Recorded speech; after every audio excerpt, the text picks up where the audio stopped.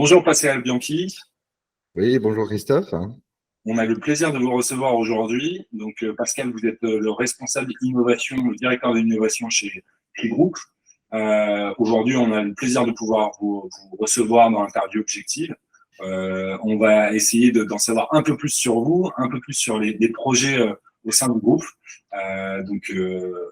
Peut-être en quelques mots, vous pouvez vous présenter? Bien, je suis effectivement le directeur d'innovation chez ClickCommerce. On va dire que dans ma vie, j'ai été un serial entrepreneur. J'ai créé des entreprises dans différents domaines d'activité. J'ai été notamment franchisé et master franchiseur. C'est-à-dire je dirigeais un réseau de magasins en France, de retailers. J'ai créé une agence marketing spécialisée dans le jeu vidéo. Donc, on fabriquait des jeux vidéo marketing pour des marques, des grandes marques, de la grande consommation, on va dire. Donc, par exemple, des jeux qu'on retrouvait dans les boîtes de Choc-à-Pic ou des jeux en ligne. On faisait des jeux concours de Air France, de McDo et ainsi de suite. Donc, c'était une grosse activité de jeux vidéo, on va dire, le marketing. Et je pense que j'étais le premier en France à lancer ça. C'était en 2000. Donc, j'ai créé ce type de société. Ensuite, j'ai été dans la réalité virtuelle toujours en créant une application qui permettait de faire des sondages en ligne. Et on testait le comportement de consommateurs qui étaient immergés dans les magasins virtuels. Et ils avaient une mission d'achat et on analysait le comportement des consommateurs dans cette navigation virtuelle qu'ils faisaient à partir de chez eux. Et ensuite, une société que j'avais créée qui a été absorbée par le groupe CLI. Et donc, c'est pour ça que je m'occupe de l'innovation essentiellement côté 3D au sein de CLI Group. Et aujourd'hui, justement, on va aborder l'une des applications en fait destinées aux retailers qui est assez innovante, on va dire, en matière de service. Alors effectivement, il y a une vie d'innovation, hein, parce que systématiquement, sur des jeux vidéo, sur de la réalité virtuelle, de la 3D, aujourd'hui justement, comment est venue cette idée de Cli 3D? Bon, alors l'idée de Cli 3D, on va dire, c'est un mélange d'expertise. C'est-à-dire que moi-même, j'avais des expertises dans le domaine de la distribution, dans le domaine on va dire, du marketing de manière générale. Cli, lui, a des spécialisations dans le merchandising, est en contact avec des distributeurs, avec des industriels. Donc, on va dire, c'est un peu le croisement en fait de services apportés à ces grandes marques, à ces grands distributeurs et l'expertise que j'ai moi en matière on va dire de réalité virtuelle qui a permis en fait de créer Cli 3D avec des applications dédiées aux industriels et aux distributeurs. Donc avec un objectif de rendre la 3D encore plus en prise finalement avec le monde professionnel et avec les applications métiers. Alors, disons que le souci qu'on avait avec la 3D, c'est que on pense souvent que c'est l'affaire d'experts, de spécialistes, et que ça coûte cher.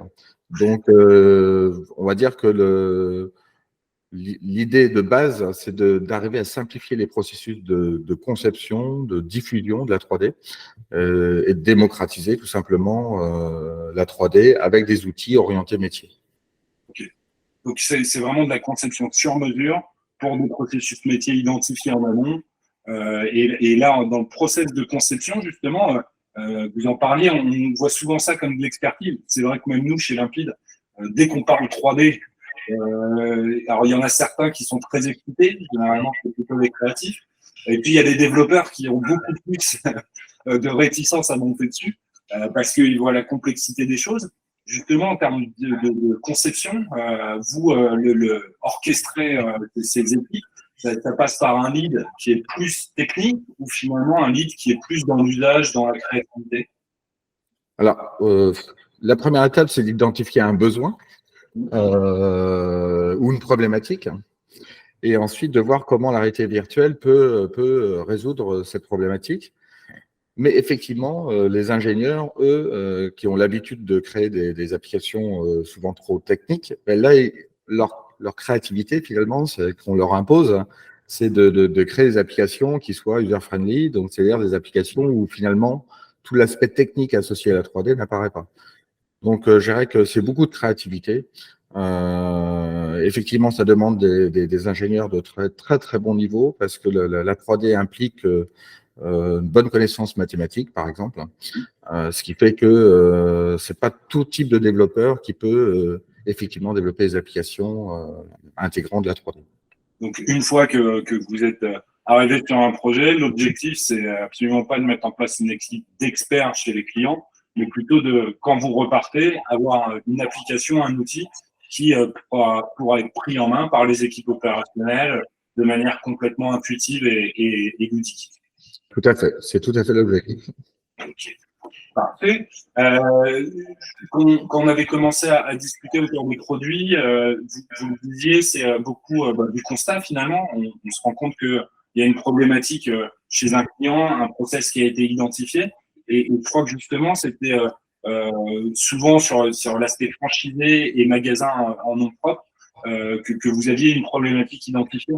Tout à fait. Alors, Quick-Commerce est parti du constat que les franchisés et les magasins en nom propre avaient du mal à respecter et appliquer, on va dire, les consignes merchandising qui étaient lancées par le siège, hein, des consignes parce qu'on va déployer une nouvelle opération commerciale, une opération promotionnelle ou changer complètement la collection qu'on a dans un magasin, par exemple. Donc, on déploie ce qu'on appelle des books merchandising qui sont normalement à appliquer dans chaque magasin. Bon, le problème, c'est que ces books sont généralement complexes à lire. C'est pas qu'ils sont mal faits, mais c'est qu'ils sont génériques et complexes à lire. Et il y a un problème de non-conformité de la mise en place des opérations en magasin. Donc, on sait aujourd'hui que ça coûte, enfin, la non-conformité, en fait, coûte environ 1% du chiffre d'affaires brut d'un retailer, ce qui est vraiment énorme. Hein. D'autant plus dans une période de crise du pouvoir d'achat. Donc, l'une des causes principales de cette difficulté à appliquer les consignes des books merchandising associés aux opérations, c'est qu'ils sont génériques. C'est-à-dire qu'ils ne tiennent pas compte des particularités de chaque magasin en termes de surface, en termes de plan d'aménagement et d'emplacement, par exemple, dédié à la communication. Parce que les vitrines ne sont pas toutes les mêmes hein, dans les magasins. La place où je peux poser des affiches ou mettre des totems, des choses comme ça, c'est pas partout pareil dans tous les magasins. Donc, c'est variable d'un magasin à l'autre. Et ce qui fait que quand vous envoyez un book générique, ben, effectivement, ce book générique, il y a un problème de lecture parce qu'il ne correspond pas à ma réalité physique que j'ai dans mon magasin. Et donc, des fois, il y a des problématiques de mise en œuvre, en fait, tout simplement. C'est logique finalement dans un contexte où chaque magasin est différent et où on a des configurations qui vont être différentes en fonction de l'implantation. Et comment vous avez réussi justement à apporter votre expertise et apporter une solution? Alors, justement, la réalité virtuelle, elle a la particularité de pouvoir être réelle, on va dire, en réalité. Donc, c'est-à-dire que on essaye de s'approcher de la réalité avec le virtuel. Donc, nous, l'idée, en fait, de base, c'est de dire que comme chaque magasin est différent, ils sont reconstruits en réalité virtuelle, c'est-à-dire que à l'identique. Et donc, on connaît exactement la disposition de tous les mobiliers, les PLV, les ILV, enfin, tout ce qui concerne la vie du magasin, en fait, on l'a en réel via la réalité virtuelle. Donc, du coup, en fait, avec ça, on est capable de générer, on va dire, des book merchandising par opération, mais qui sont spécifiques à chaque magasin. Donc, chaque magasin va savoir exactement où est-ce qu'il doit mettre telle affiche, qu'est-ce qu'il doit changer dans sa vitrine, qu'est-ce qu'il doit changer dans tel meuble, les produits ou de l'information, etc. Il sait exactement localiser tous les éléments dans son propre magasin. Donc, modélisation en étape 1, je suppose, de magasin, intégration dans votre système, et ensuite, on adapte le book à chaque configuration. Et moi, je reçois ça dans mon magasin, j'ai plus qu'à appliquer, tout le travail est pré-mâché.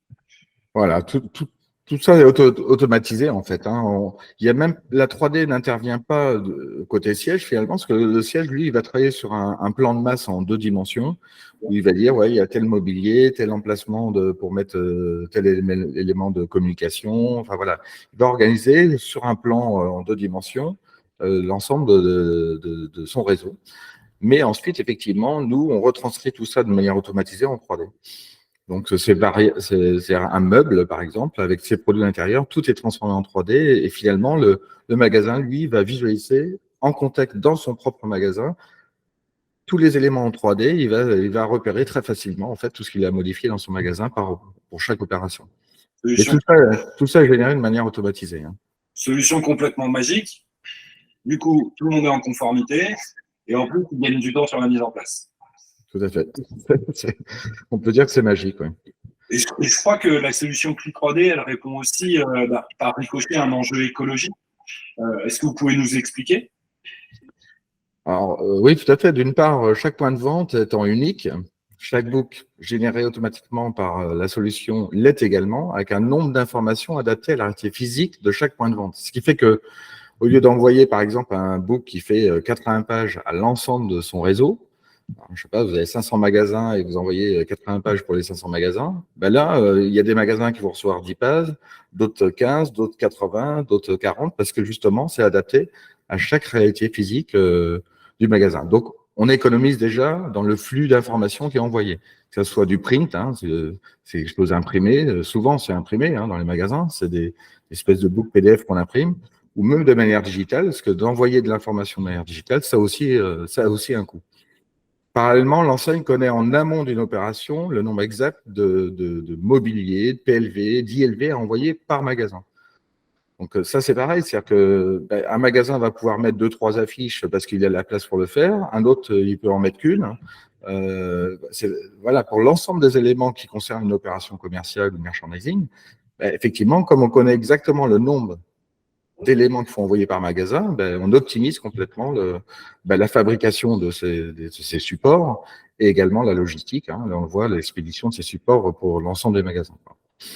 D'autre part, comme il devient beaucoup plus simple, si vous voulez, d'appliquer les consignes du siège, c'est-à-dire que là, on est immergé dans son propre magasin, on sait quoi faire dans son propre magasin, et du coup, il y a beaucoup moins de formations à effectuer sur site, c'est-à-dire de comment je vais mettre en œuvre les opérations, tout ça. Donc, on fait moins de formations, on fait moins de déplacements donc en magasin. Il y a moins de contrôle aussi parce que il y a beaucoup les chaînes de magasins sont obligées de contrôler ce qui se passe dans les magasins, donc d'envoyer des gens pour faire soit le faux consommateur, soit pour aider le magasin à respecter les consignes. Là, du coup, il y a tout ça aussi qui vient faire de l'économie, une économie importante. Hein. Il y a les déplacements, les temps passés à la formation et au contrôle, c'est une économie très importante. Oui, donc économie financière, un effet anti-gaspi, finalement. On ne consomme ou on ne reçoit que ce qui est nécessaire par rapport à soi-même. Donc, quelque chose qui est très vertueux dans son ensemble. Et puis, à la fin, un bénéfice pour le client, parce que dans l'expérience client qui est proposée, ce que je comprends, c'est homogène, c'est adapté, et on a l'expérience client la plus optimale possible. Alors, tout à fait, ça participe à la performance, effectivement, des points de vente. Je dirais qu'il y a aussi un petit point qui est intéressant, c'est que la réalité virtuelle permet aussi, à distance, de faire de l'agencement. C'est-à-dire que si on se rend compte qu'un magasin a des pertes de performance éventuelles, on peut le visiter en 3 dimensions, c'est-à-dire de se rendre compte, comme si on était sur place, en fait, de se rendre compte qu'il y a peut-être des problématiques, en fait, de la PLV qui est positionnée, qui n'est pas positionnée au bon endroit, ou la tête de gondole qui est pas là où il faudrait qu'elle soit, ou même permuter le plan d'aménagement, c'est-à-dire modifier le plan d'aménagement du magasin pour améliorer les flux des consommateurs. Ça peut être fait de manière virtuelle. On n'est plus obligé d'aller dans le magasin et puis voilà, on peut de manière virtuelle changer le plan d'aménagement et puis générer le book pour le magasin pour qu'il l'applique et puis voilà, ça évite beaucoup on va dire aussi de frais, mais d'un autre côté, ça améliore la performance aussi des points de vente. Et alors, je me permets une question.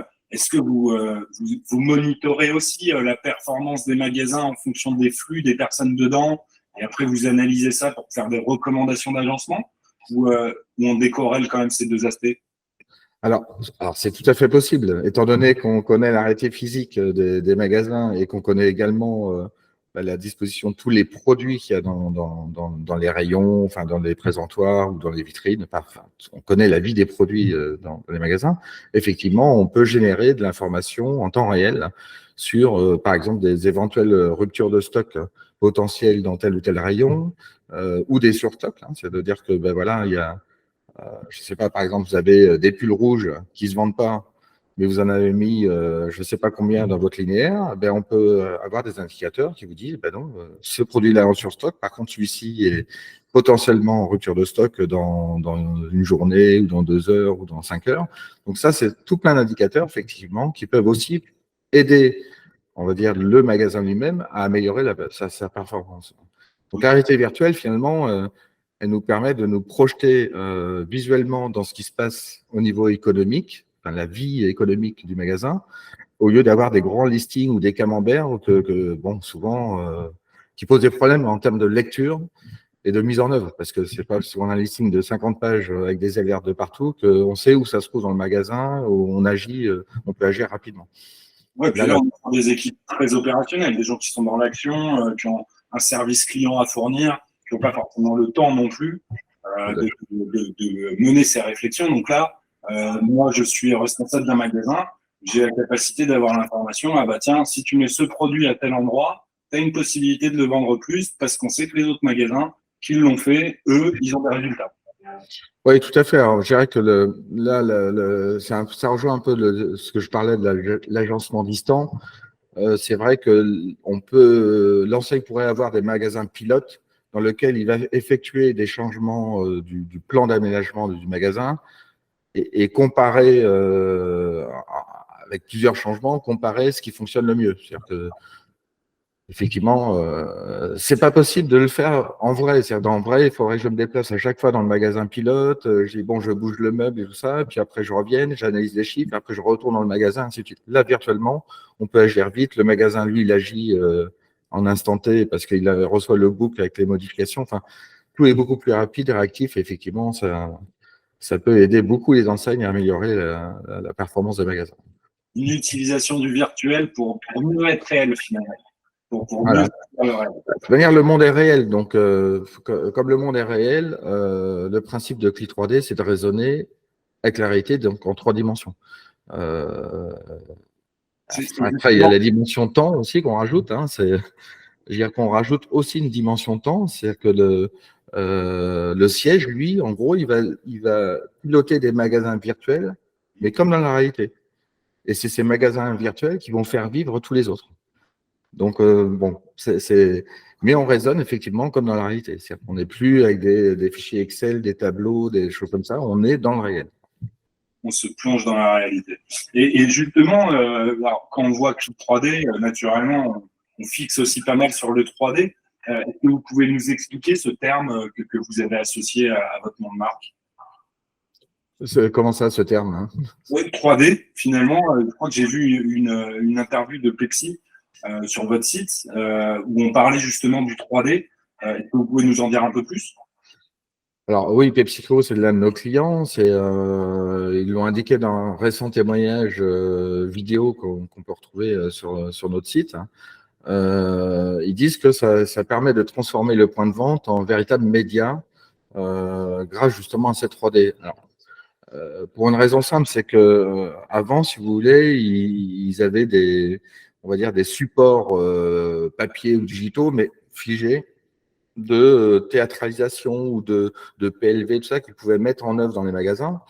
Cela étant, pour le mettre en œuvre dans le magasin, il ne pouvait pas le montrer au client. C'est-à-dire qu'il fallait que le client s'imagine un peu ce que ça pouvait donner dans son magasin, d'avoir une théâtralisation en allée centrale avec des belles PLV, des beaux box, des beaux produits, ainsi de suite.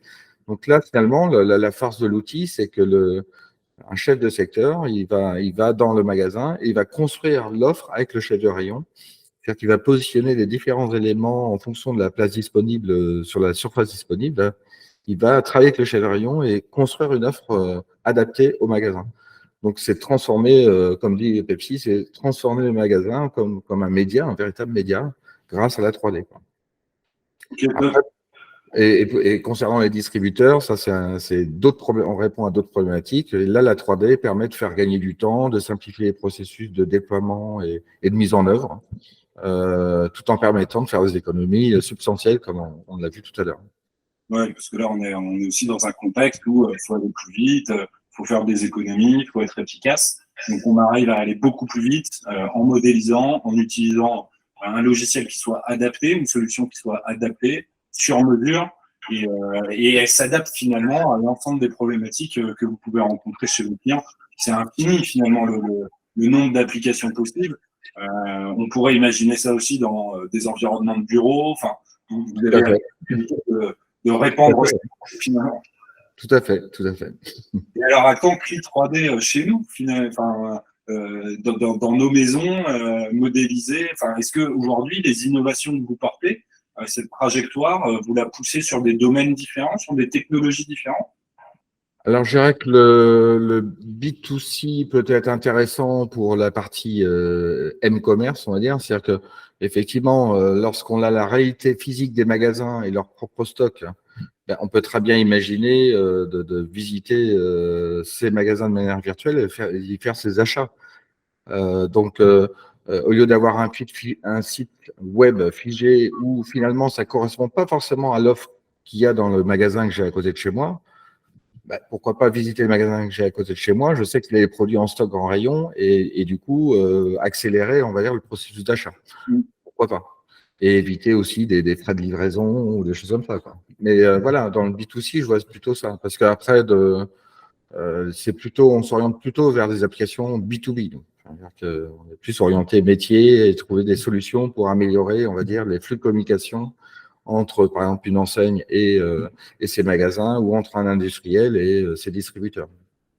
Oui, donc aujourd'hui, une application de B2B, parce que le monde du B2B est déjà assez vaste, finalement, avec des problématiques bien ciblées, ou comme vous l'avez dit tout à l'heure, on peut mesurer quand même assez, c'est accessible, la mesure des performances, qu'elles soient financières, qu'elles soient écologiques ou qu'elles soient opérationnelles. On arrive facilement, ou en tout cas, on arrive à mettre des indicateurs et à pouvoir mesurer les choses. Donc aujourd'hui, les magasins, effectivement, demain, d'autres pistes, en tout cas de déploiement. C'est dans la roadmap que vous fixez chez Cli 3D?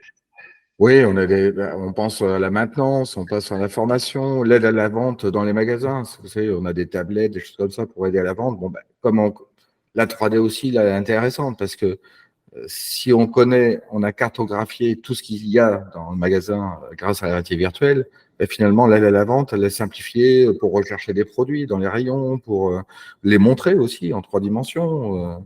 Donc, c'est vrai que ça peut devenir, la 3D, elle peut être un peu partout finalement, dans tous les domaines. Encore une fois, comme on essaye de refléter la réalité, finalement, la réalité, elle s'applique à énormément de domaines. Donc, c'est quasiment infini en termes de possibilités. C'est top. Merci beaucoup pour ce temps que vous avez pu prendre avec nous. C'est extrêmement instructif. Et puis, c'est vraiment un plaisir en fait d'avoir une vision technologique qui soit pas trop enfermée dans la technique. Souvent, on reçoit des gens qui sont experts d'un domaine. On entend beaucoup en ce moment de l'intelligence artificielle ou des domaines qui sont encore un peu loin de l'usage, qui sont encore d'experts, mais on se rend compte grâce à vous que finalement la 3D aujourd'hui, elle a un peu de vécu, qu'avec une bonne équipe qui comprend les problématiques de ses clients, on arrive à la rendre accessible en tout cas. On l'espère, on l'espère. Merci beaucoup Pascal. C'était un Je vous en prie. Et je vous donne rendez-vous dans une future interview avec Limpide. Avec plaisir. Merci beaucoup.